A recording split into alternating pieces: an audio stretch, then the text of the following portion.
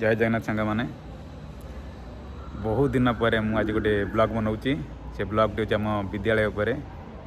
आज आम विद्यालय बहुत बड़ दुख खबर कारण आज आम विद्यालय दुई जन आमठू विदाय ने जहाँकि आज विदाय संबोधना उत्सव आ जड़े जड़े हेले आमर गुरुजी झरेन्द्र गुरुजी बहुत बढ़िया टीचर से बढ़िया पाठ पढ़ाती पिला मानक बढ़िया बढ़िया कथा शिखाती आउ जो फंक्शन हम जेको प्रोग्राम हम सी बढ़िया ड्रामा तैयारी करती से निजे निजे लिखती राइटर आ कोरियोग्राफी बढ़िया सुंदर भाव दिखती सबू कम गुड़ा मिस करूँ।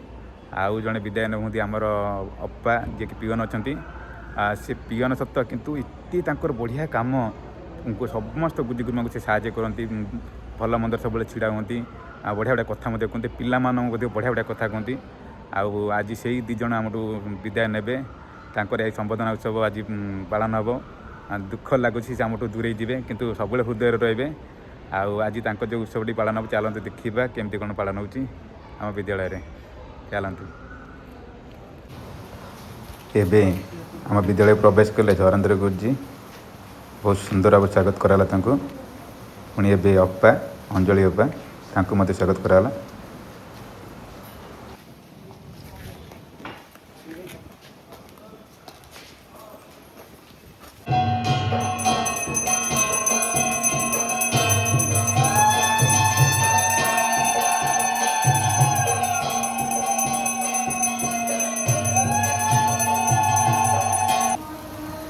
यही विद्याकालीन उत्सव प्रमाणित हो गला आम गुरुजी आ अप्पा केते शुभ थिले देखंतु वर्षा होची।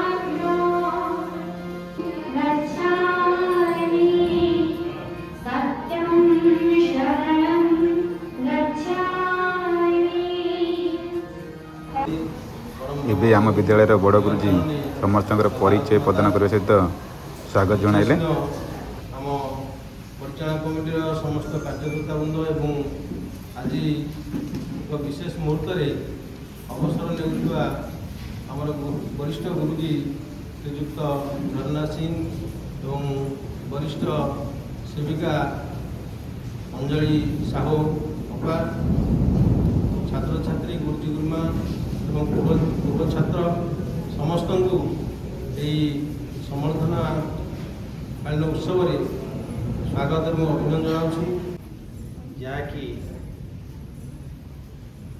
आम आज प्रतिकूल परिस्थिति सत्वे पुणी एकाठी एकत्रित होइछे झड़ वर्षा सुधा आमर जो निश्चय अच्छी आम अविरत भाव आमर जहाँ प्रोग्राम थिला सरस्वती शिशु विद्या मंदिर बटकनाथ सेक्टर नंबर 30/4/2026 मानव राकेशु श्रीयुक्त झरेन्द्रनाथ सिंह अवसरकालीन संबोधना उत्सव अवसर माननीय आपण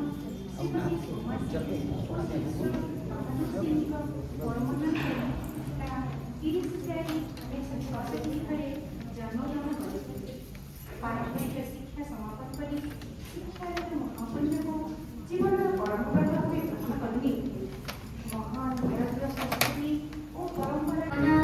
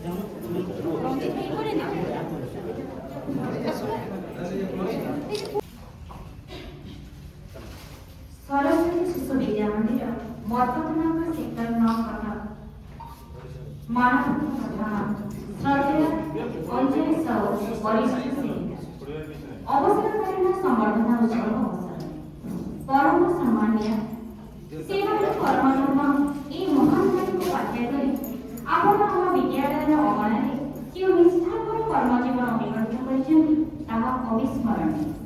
ଦୀର୍ଘ ବର୍ଷର ଏହି ଅନାଦିନ ଯାତ୍ରା ମଧ୍ୟରେ ଆପଣଙ୍କର ପ୍ରତ୍ୟେକଟି ପଦକ୍ଷେପ ଶୃଙ୍ଖଳା ସହିଷ୍ଣୁତା ଏବଂ ମାତୃସ୍ନେହ ସ୍ନେହର ପରିଚୟ ଦେଇ ଆସିଛି।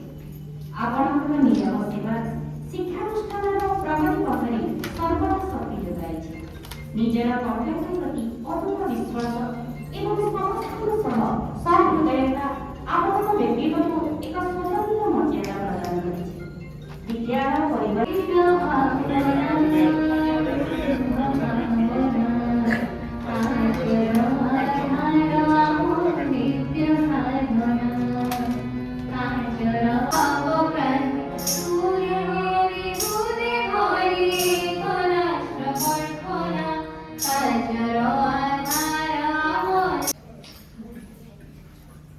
ମାନେ ଚାହୁଁଛନ୍ତି ସ୍ମୃତିଚାରଣ କରିବା ପାଇଁ ସେମାନେ ଅନୁରୋଧ କରିକି ଆସିବେ।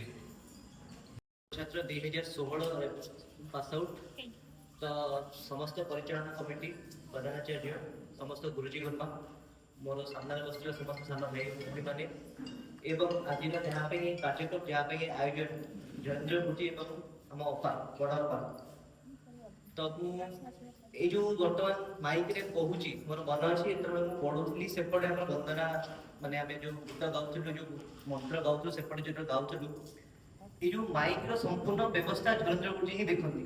ମୋର ମନ ଅଛି ଯୋଉ ଆବୁଜାର ଯୋଉ ସ୍ପିକର ଥିଲା ପୁରା ତାଳ ଗୁରୁଜୀ ପୁରା ପ୍ଲେଟରେ କାଟିକି ଗୁଡ଼ାନ୍ତି ଆଉ ତାକୁ ଏତେ ବଢିଆ ବ୍ୟବସ୍ଥିତ ଢଙ୍ଗରେ କରନ୍ତି ଯେତେବେଳେ ବି ମାଇକର କାମ ଅରବିନ୍ଦ ଗୁରୁଜୀ ଆଉ ଧୀରେନ୍ଦ୍ର ଗୁରୁଜୀଙ୍କୁ ନ ଖୋଜିଲେ କାମ ହେଇପାରିବ ନାହିଁ। ଆଜି ତ ଆମର ଘରେ ଇନବିଲ୍ଟ ମାଇକ ଅଛି ସବୁକିଛି କନସିଲ୍ଡ ତାର ଅଛି ବହୁତ ଉନ୍ନତ ବ୍ୟବସ୍ଥା ଅଛି କିନ୍ତୁ ଏଇ ଯୋଉ ଶବ୍ଦ ମୁଁ କହୁଛି ଆପଣଙ୍କ ପାଖରେ ପହଞ୍ଚି ୟା ପଛରେ ଗୋଟେ ବହୁତ ବଡ ଗୁରୁ ଦାୟିତ୍ୱ ଅଛି ଧୀରେନ୍ଦ୍ର ଗୁରୁଜୀଙ୍କୁ। ଆଉ ଗୋଟେ କଥା କହିବି ଯେତେବେଳେ ଗୁରୁଜୀ ମୋର କ୍ଲାସ ଟିଚର ଥିଲେ ଗୁରୁଜୀ ଶୃଙ୍ଖଳା ଏବଂ ସଂସ୍କୃତିର ଗୋଟେ ଅନନ୍ୟ ପରମ୍ପରା ଦିଅନ୍ତି କଣ ନା ପ୍ରତିଟି ବିଭାଗରୁ ସବୁ କ୍ଲାସ ରୁମରେ ଗୋଟିଏ କିମ୍ବା ଦୁଇଟି ମନିଟର ଥାନ୍ତି କିନ୍ତୁ ଧୀରେନ୍ଦ୍ର ଗୁରୁଜୀଙ୍କ କ୍ଲାସରେ ଆପଣ 5 ରୁ 7ଟା ମନିଟର ପାଇବେ। ଜଣେ ଭୋଜନ ପ୍ରମୁଖ ଜଣେ ସ୍ୱଚ୍ଛତା ପ୍ରମୁଖ ଏମିତି ବିଭିନ୍ନ ଡିପାର୍ଟମେଣ୍ଟକୁ ନେଇ ବିଭିନ୍ନ ଥାନ୍ତି। ତ ସେ ଯୋଉ ଡିପାର୍ଟମେଣ୍ଟାଲ ଡିସେଣ୍ଟ୍ରାଲାଇଜେସନଟା କଣ ଗୁରୁଜୀ ଆମକୁ ସେତେବେଳେ ପଞ୍ଚମ ଷଷ୍ଠରେ ଯୋଉ ଶିଖେଇଥିଲେ ମୁଁ ଏବେ ସେଟା ରିୟଲାଇଜ କରିପାରୁଛି ଯେ ଗୁରୁଜୀ କୋଉ ପର୍ସପେକ୍ଟିଭରୁ ମୁଁ କହୁଥିଲେ ଆଉ ଆମେ ଏବେ କେତେ ପରେ ବୁଝିବାକୁ ପାଉଛୁ। ତ ଗୁରୁଜୀ ଆପଣଙ୍କ ନୂଆ ଅଧ୍ୟାୟକୁ ମୁଁ ଅଭିନନ୍ଦନ ଜଣେଇବି। ଆପଣ ଗୁରୁଜୀ ଗୋଟେ ନୂଆ ଅଧ୍ୟାୟ ଷ୍ଟାର୍ଟ କରୁଛନ୍ତି ଆମେ ମାନେ ଆପଣଙ୍କ ସବୁବେଳେ ପଛରେ ଅଛୁ ଯାହା ବି ଗୁରୁଜୀ ଯେତେବେଳେ ଆମକୁ ଦରକାର ଆମକୁ ମନେ ପକେଇବେ ଗୁରୁଜୀ। ଯଦି ଆମେ ପଢିଲା ବେଳେ ବା ପଢିଲା ପରେ କିଛି ଆମ ଦ୍ୱାରା ଭୁଲ ହେଇଯାଇଥିବ ସମଗ୍ର ପୂର୍ବ ଛାତ୍ର ତରଫରୁ ଆମକୁ କ୍ଷମା କରିବେ ଗୁରୁଜୀ।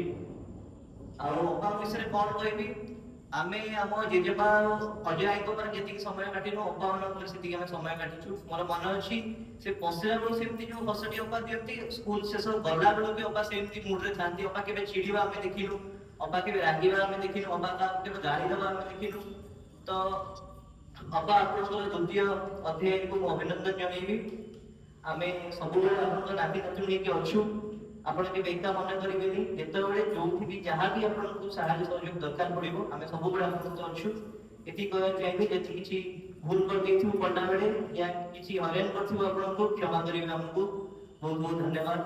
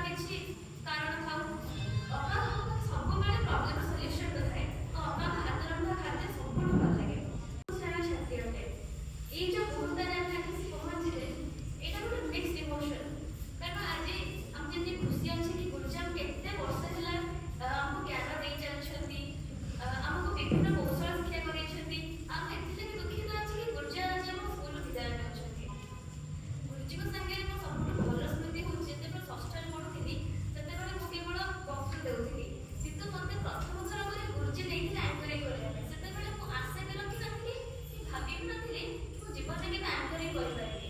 ଗୁରୁଜୀ ମୋତେ ଦେଇଥିଲେ, ସେଠି ମୋର ସବୁତିକ ଭୁଲକୁ ସୁଧାରିଥିଲେ। ତାଙ୍କ ପାଇଁ ମୁଁ ଯେତିକି ବି ଲୋକମାନଙ୍କଠୁ ଭଲ ପାଇବା ପାଇଛି ଆଙ୍କରିଂ ପାଇଁ, କେବଳ ଗୁରୁଜୀଙ୍କ ପାଇଁ। ସେ ଗତ 2-3 ବର୍ଷ ହେଲା ଆମକୁ ଶିଖାଉଛନ୍ତି। ସେ କେବଳ ପାଠ ପଢ଼ାନ୍ତିନି, ପାଠ ପଢ଼ିବା ସାଙ୍ଗରେ ଆମର ବିଭିନ୍ନ କୌଶଳ ମଧ୍ୟ ସେ ଆମକୁ ଡେଭଲପ୍ କରେଇଛନ୍ତି। ଆମକୁ ଡ୍ରାମା ଗୁରୁଜୀ ଶିଖେଇଛନ୍ତି, ଆଙ୍କରିଂ ଶିଖେଇଛନ୍ତି, କହିବା ଶୈଳୀ କେମିତି ଆମେ ଲୋକଙ୍କ ସାଙ୍ଗେ କମ୍ୟୁନିକେଟ୍ କରିପାରିବୁ ଗୁରୁଜୀ ସେଇଟା ଆମକୁ ଶିଖେଇଛନ୍ତି। ଆଉ ଆମର ବଡ଼ ବାପା, ଯେତେବେଳେ ବି ଯୋଉ ଜିନିଷ ମୋତେ ଦରକାର ହେଲା ମୁଁ ବଡ଼ ବାପାଙ୍କୁ ଯାଇଥାଏ। ତ ଦେହ ଖରାପ ହଉ, ଘରକୁ ଯିବାର କିଛି କାରଣ ଥାଉ, ବାପା ସବୁବେଳେ ପ୍ରୋବ୍ଲେମ ସଲ୍ୟୁସନ୍ ଥାଏ। ତ ବାପାଙ୍କ ହାତ ରନ୍ଧା ଖାଦ୍ୟ ସବୁଠୁ ଭଲ ଲାଗେ। ପ୍ରତିକ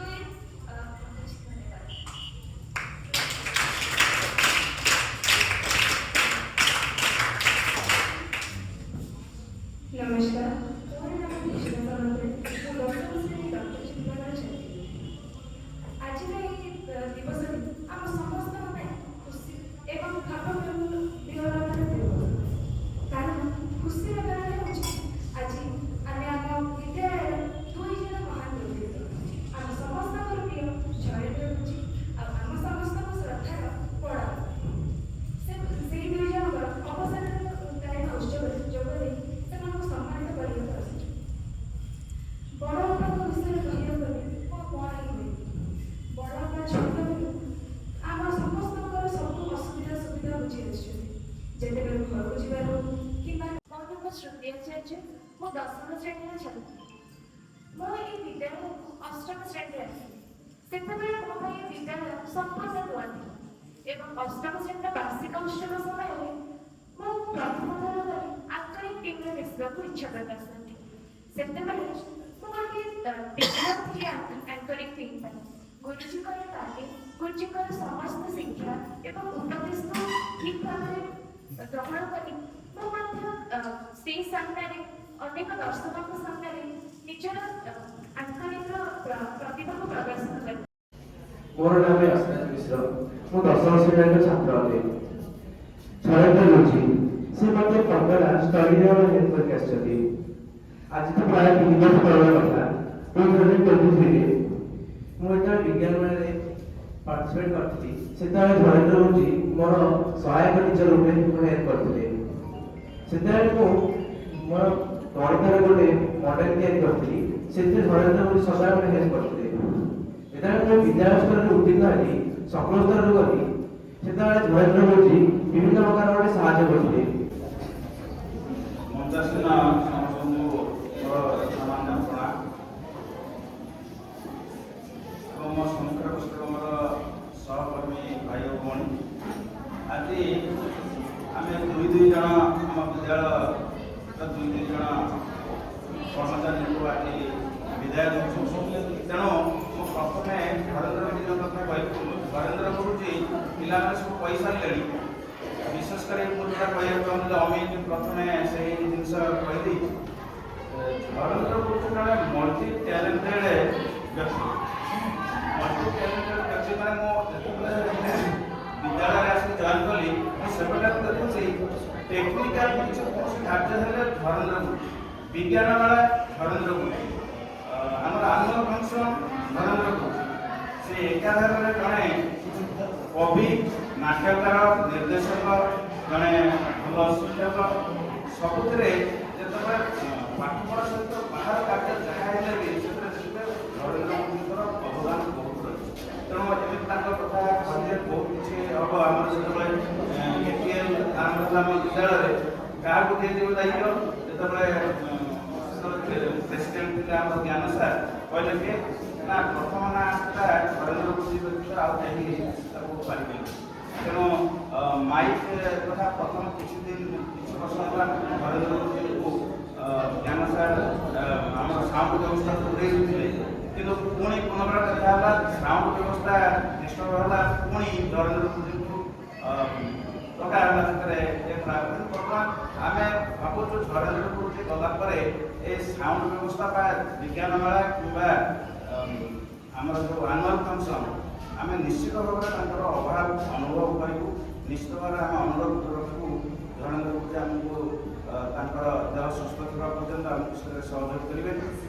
ଏବଂ ଆମର ଅପା କିଏ ମାଉସୀ ଡାକନ୍ତି, କିଏ ଅପା ଡାକନ୍ତି, କିନ୍ତୁ ବାସ୍ତବରେ ଆମେ ଆମ ମା ବଡ଼ ଭଉଣୀ ପାଖରୁ ଯେଉଁ ସ୍ନେହ ପାଇନୁ ତାଙ୍କ ପାଖରୁ ଆମେ ପାଇଛୁ। ଏବଂ ସମସ୍ତେ ତାଙ୍କ ବିଷୟରେ କହିଲେଣି। ଗୋଟେ ଏମିତି ବ୍ୟକ୍ତିତ୍ୱ, କିଏ ଖାଇଲା ନଖାଇଲା ଏତେ ବଡ଼ ପରିବାର, ଆମର ଶିଶୁ ମନ୍ଦିରରେ ଏତେ ବଡ଼ ପରିବାର, ଯେ କି 4-5ଟି ସଦସ୍ୟ ବିଶିଷ୍ଟ ପରିବାରରେ ସେ ସମସ୍ତଙ୍କ କଥା ବୁଝିପାରୁନାହାନ୍ତି ଆଜିକାଲି ମା ମାନେ, କିନ୍ତୁ ସେ ଏତେ ବଡ଼ ପରିବାର କିଏ ଖାଇଲା ନଖାଇଲା ସେ ମନେ ରଖିଥିବେ, କିଏ ଖାଇନଥିବ ମନେ ରଖିବେ, ଡାକିକି ତାଙ୍କୁ ଖୁଆଇବେ ଏବଂ ତାଙ୍କର ହାତ ରନ୍ଧା ନିଶ୍ଚିତ ଭାବରେ ଯେ ଖାଇଛନ୍ତି ସମସ୍ତେ ପ୍ରଶଂସା କରିଛନ୍ତି। ଆଉ ତାଙ୍କ ବ୍ୟତୀତ ଆଉ କିଏ ରୋଷେଇ କଲେ ରୁଚେ ନାହିଁ, ଯେ ଡାଲମା ନ ଖାଇଲେ ବି ଅଧିକାଂଶ ଆଜିକାଲିର ପିଢ଼ି ଡାଲମା ଖାଆନ୍ତିନି, କିନ୍ତୁ ସିଏ ରୋଷେଇ କରିଛନ୍ତି ମାନେ ସେ ନିଶ୍ଚିତ ଭାବରେ ସେ ଡାଲମା ଯିଏ ଖାଇଛନ୍ତି ନାହିଁ ମୋ ବାପାଙ୍କ ଡାଲମା ଟିକେ ଖାଇ। ଆଉ ତାଙ୍କର ନିଷ୍ଠାର ସହିତ ସମସ୍ତ କାର୍ଯ୍ୟ କରନ୍ତି, ହସି ହସି ବିଦ୍ୟାଳୟକୁ ପ୍ରବେଶ କରନ୍ତି, କୌଣସି କାର୍ଯ୍ୟରେ ତାଙ୍କର ଇତୃଷ୍ଣା ନଥାନ୍ତି, କେହି କେବେ କାହା ଉପରେ ସେ ବିରକ୍ତି ଭାବ ପ୍ରକାଶ କରୁନାହାନ୍ତି, ଯେତେ କାର୍ଯ୍ୟ ଦେଲେ ବି ସେ ଖୁସିର ସହିତ କରନ୍ତି, ମନା କରନ୍ତି ନାହିଁ। ଏବଂ କେବେ ତାଙ୍କର ମନରେ ଦୁଃଖ ବା ତାଙ୍କ ମନରେ ଯେତେ ଯାହା ଥାଉ ପାରିବାରିକ ଦୁଶ୍ଚିନ୍ତା ଦୁଃଖ ଥାଉ କେବେ ବି ସେ ପ୍ରକାଶ କରନ୍ତି ନାହିଁ, ସବୁବେଳେ ହସ ସବୁ କାର୍ଯ୍ୟ କରନ୍ତି। ତେଣୁ ନିଶ୍ଚିତ ଭାବରେ ଆମେ ତାଙ୍କ ଅଭାବ ମଧ୍ୟ ଅନୁଭବ କରିବୁ।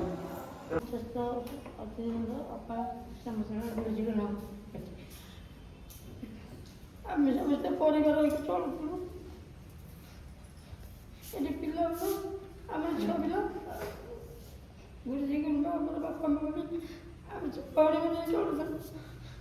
ଏଇଦିନ ଟିକେ କଷ୍ଟ ଲାଗୁଛି। ଗୁରୁଜୀଙ୍କ ବାପା ମାନେ ଖାଇଛ ନ ଖାଇଛ ଆଗତରେ ବି ପଚାରି ଦିଅନ୍ତି। ଆଜି ବାପା ଆସିନି, କାଲି ସେ ବାପା ଆସିନି, ସମସ୍ତେ କହନ୍ତି। ଖାଇଲ କି ପଚାରନ୍ତି, ସବୁ ଦୁଃଖ କରି ଛିଡ଼ାନ୍ତି। ବଡ଼ ଗଜି ବି ମୋର ପୁରା ବାପା ଭଳିଆ। ମୋ ଛୁଆଙ୍କ ଦିଅ ମୁଣ୍ଡ ସୁବିଧାରେ ସେ ପଚାରି ଦିଅନ୍ତି।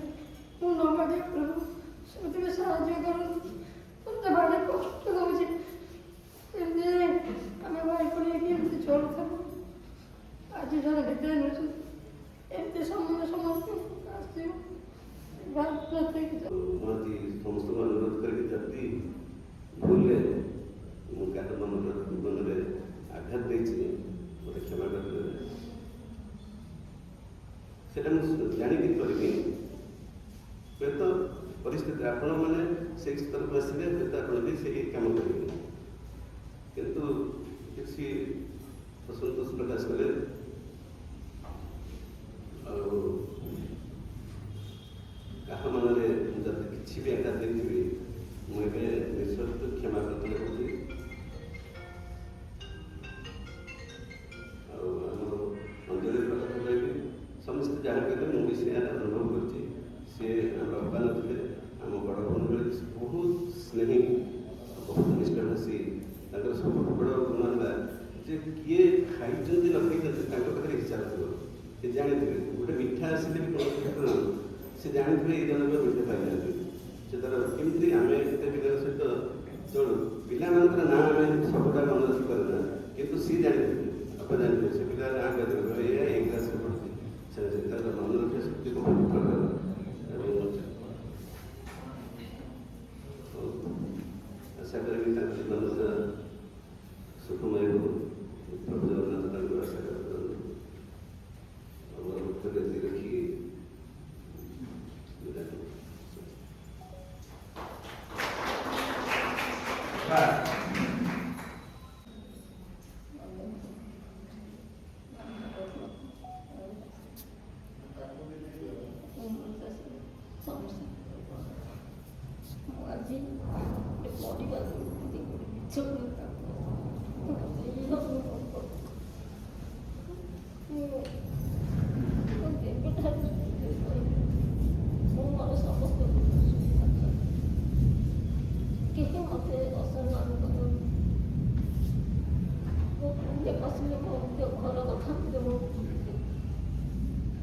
ରଖି ସମସ୍ତଙ୍କୁ ବିଦାୟ କରୁଛି। ଏଇ ମୋତେ ବୁଦ୍ଧି ପଡ଼େ ଚାକିରି କଲା ସମସ୍ତେ ଯେମିତି ଗୋଟେ ପରିବାର ରହିଲା। କେତେ ଭାଇ, କେତେ ଭଉଣୀ, କେତେ ପୁଅ ଗାଳିଆ ପରିଷ୍କାର ଆଉ କିଛି ପଶୁବନ୍ଧୁ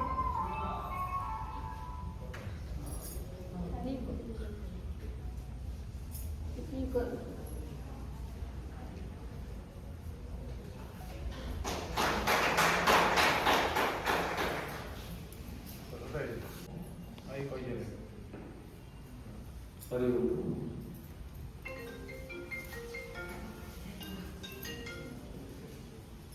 ମଞ୍ଚାସୀନ ପରିଚାଳନା ସମିତିର ସମସ୍ତ କାର୍ଯ୍ୟକର୍ତ୍ତା ବୃନ୍ଦ ଆଜି ଏ ବିଦ୍ୟା ମିଳନ ସଭାରେ এই খুশি দিনে এই যে বিদায় তাଙ୍କ ପାଖରେ ଟିକେ କଷ୍ଟ ହେଇଥିବ କିନ୍ତୁ ନାତୁଣୀ ଆସିଲେ ସେ ଆଉ ଖୁସି ଯେତେବେଳେ ତେଣୁ ମାଉସୀ କିଛି ମନ ଦୁଃଖ କର ନା କେମିତି ଆସିବା ଯିବା ବିଦ୍ୟାଳୟ ଆପଣଙ୍କ ସହିତ ଅଛି କେବେ ବିଦ୍ୟାଳୟ ଆପଣଙ୍କୁ ତାର ଅନ୍ତରରୁ ବାହାର କରିଦେଇନି ଖାଲି କାଗଜ କଲମରେ ତମେ ଯାଇଛ କିନ୍ତୁ ସମସ୍ତଙ୍କ ହୃଦୟରେ ଅଛ ଏବଂ ବିଦ୍ୟାଳୟର ହୃଦୟରେ ମଧ୍ୟ ଅଛ ସମୟ ଆପଣମାନଙ୍କର ସେହି ବିଦ୍ୟାଳୟ ପ୍ରତି ସ୍ନେହ ଶ୍ରଦ୍ଧା ଭଲ ପାଇବା ରହୁ ପିଲାମାନଙ୍କ ପ୍ରତି ସ୍ନେହ ଶ୍ରଦ୍ଧା ଭଲ ପାଇବା ରହୁ ଏବଂ ଆଗକୁ ମଧ୍ୟ ରହିବ ସେ ଆଶା କରି ରହୁଛି ଆଉ ସର୍ବଶେଷରେ ଆମ ବିଦ୍ୟାଳୟର ବରିଷ୍ଠ ଗୁରୁଜୀ ଶ୍ରୀଯୁକ୍ତ ସତ୍ୟବ୍ରତ ବେହେରା ସମସ୍ତଙ୍କୁ ଧନ୍ୟବାଦ ଦେଉଛନ୍ତି। ସମସ୍ତ ସଦସ୍ୟବୃନ୍ଦ ବଡ଼ ଗୁରୁଜୀ ମୋର ପ୍ରିୟ ଗୁରୁଜୀ ଗୁରୁମା ଛାତ୍ରଛାତ୍ରୀ ପୂର୍ବ ଛାତ୍ରମାନେ ସମସ୍ତଙ୍କୁ ଆଜି ବିଦାୟକାଳୀନ ସଭାରେ ସ୍ୱାଗତ। ଆପଣମାନେ ବହୁ ସମୟ ଦେଇଛନ୍ତି। ଆଜି ଆମର 2 ଜଣ ଯେଉଁ ବରିଷ୍ଠ କର୍ମଚାରୀ ଆମ ଗ୍ରହରୁ ସାମୟିକ ଭାବେ ଅବସର ନେଉଛନ୍ତି କିନ୍ତୁ ଆମ ଗ୍ରହଣ ସବୁବେଳେ ସେ ରହିବେ ଆମ ଅନ୍ତରରେ ସବୁବେଳେ ରହିବେ। ସମସ୍ତେ ବହୁମୂଲ୍ୟ ସମୟ ଦେଇ ଆଜିର ଏହି ସଭାରେ ଯୋଗ ଦେଇଛନ୍ତି। ପ୍ରତିକୂଳ ପରିସ୍ଥିତି ସତ୍ତ୍ୱେ ବିଦ୍ୟୁତର ଅଭାବ ଆମେ ଅନୁଭବ କଲେ। ଆମ ବିଦ୍ୟାଳୟରେ ଏହି ବିଦାୟକାଳୀନ ସମ୍ବୋଧନରେ ଆପଣମାନଙ୍କୁ କେମିତି ଲାଗିଲା କମେଣ୍ଟ ମାଧ୍ୟମରେ ଜଣାଇବେ। ପରିଚାଳନା ସମିତିର ରହୁଛି। ସଦସ୍ୟମାନଙ୍କୁ ଜୟ ଜଗନ୍ନାଥ। ବିଶେଷ ଧନ୍ୟବାଦ। ବଡ଼ ଗୁରୁଜୀ ଏହି ସମସ୍ତ କାର୍ଯ୍ୟ ସୁଚାରୁ ରୂପେ ପରିଚାଳନା କରୁଥିବାରୁ ବିଦ୍ୟାଳୟ ତରଫରୁ ଗୁରୁଜୀ ଗୁରୁମା ତରଫରୁ ତାଙ୍କୁ ମଧ୍ୟ ବିଶେଷ ଧନ୍ୟବାଦ। ପୂର୍ବ ଛାତ୍ରଛାତ୍ରୀ ବା ପୂର୍ବ ଛାତ୍ରମାନେ ଏହି ପ୍ରତିକୂଳ ପରିସ୍ଥିତିରେ ଯୋଗ ଦେଇ ଆମକୁ ସହଯୋଗ କରୁଛନ୍ତି ସେଥିପାଇଁ ପୂର୍ବ ଛାତ୍ରମାନଙ୍କୁ ବିଶେଷ ଧନ୍ୟବାଦ। ଗୁରୁଜୀ ଗୁରୁମା ବହୁମୂଲ୍ୟ ସମୟ ଦେଇ ଏଠି ଉପସ୍ଥିତ ରହି କାର୍ଯ୍ୟରେ ସହଯୋଗ କରୁଛନ୍ତି ସେଥିପାଇଁ ବିଦ୍ୟାଳୟ ତରଫରୁ ବିଶେଷ ଧନ୍ୟବାଦ। ସମସ୍ତ ଅପା ସମସ୍ତ ଛାତ୍ରଛାତ୍ରୀ ଏବଂ ଗୁରୁଜୀ ଗୁରୁମା ସମସ୍ତଙ୍କର ସହଯୋଗରେ ଆଜିର କାର୍ଯ୍ୟଟି ସାଫଲ୍ୟମଣ୍ଡିତ ହୋଇଛି ସେଥିପାଇଁ ବିଦ୍ୟାଳୟ ତରଫରୁ ସମସ୍ତଙ୍କୁ ବଡ଼ ଗୁରୁଜୀ ତରଫରୁ ସମସ୍ତଙ୍କୁ ବିଶେଷ ଧନ୍ୟବାଦ ଦେଇ ଆଜିର ଧନ୍ୟବାଦ କାର୍ଯ୍ୟକ୍ରମ ଏଇଠି ଶେଷ କରୁଛି। ଶାନ୍ତି ମନ୍ତ୍ର କରନ୍ତୁ। भवन्तु सुखिनः सर्वे भवन्तु सुखिनः सर्वे सन्तु निरामयाः सर्वे भद्राणि पश्यन्तु मा कश्चित् दुःखभाग्